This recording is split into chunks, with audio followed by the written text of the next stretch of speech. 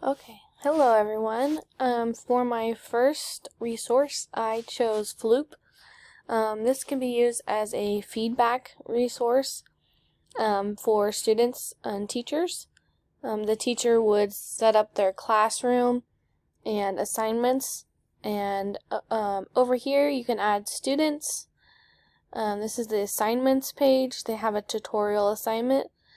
This is the submission date, and it's active, and you can also edit it. If you go into the assignment and the submissions, all of your submissions would show here. Click on the first one. Students can take pictures of their assignments, and you're able to click here and leave feedback. I just wrote feedback, but you can type anything you want to. And you can also respond to other places, like so. You can also hold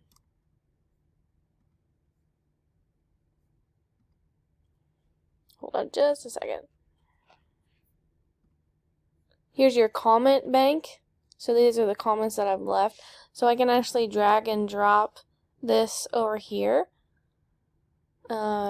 And then also peer review.